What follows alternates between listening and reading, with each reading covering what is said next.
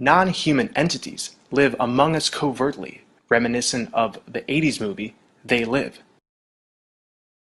Most of them are interdimensional reptilian beings who have somehow found a way into this holographic simulation. They're in our holographic playground, our consciousness projection, and are not of the same love essence, meaning they have no other option but to connect themselves to our secondary inorganic oversoul. Because of this, they are literally dependent upon our negative emotions to remain alive and able to function properly in this matrix. So if the secondary oversoul were eliminated tomorrow, they would literally all vanish. So they have created a system which aims to keep the Archon mind virus fed. As long as humanity feels pain, suffering, and hatred, they are able to plug into this reality. You could say they are the incarnate form of this parasitic division consciousness, while we are the incarnate form of unity consciousness. Most of our celebrities, politicians, and high-status figures are not human. They are reptilian at the core, sharing very little human qualities, but enough to blend in. You can actually easily distinguish these cloaked entities. Flawless rubber-like skin texture, highly symmetrical faces, empty eyes. When you look at the royal families, politicians, celebrities, these similarities become clear. They lack the subtle micro-expressions that are hallmark to a true human face, and this is because they're void of true empathy and curiosity. The faces we see on the news, in the government, at the award shows, these beings look distinctly different compared to a true human, but since they're the ones in the public eye, we're used to them. Their inhuman appearance has become the standard when we turn on the TV or read a newspaper. There are 3 ways they blend into society relatively unnoticed. They can transfer their projected consciousness from body to body via underground cloning centers. In these centers, there are operations in place which make sure reptilian entities have an endless supply of human bodies with the right genetics to inhabit. They also drone the bodies of already established figures. This is where the concept of body snatchers comes from. But the main way they blend in is by using advanced holographic technology to cloak themselves. Liquid crystals are matter in a state which has properties between those of conventional liquids and those of solid crystals. Scientists for years have been studying liquid crystals for use in 3D holographic technologies. These studies claim that the technology is basic and undeveloped, but keep in mind, what's released to the public is only a fraction of the true technology in operation behind the scenes. An electrical field can be applied to a liquid crystal mixture, altering how this medium bends or refracts the direction of incoming light. Sending laser beams through the crystal mixture can generate what appears to be a holographic image, indistinguishable from a true object.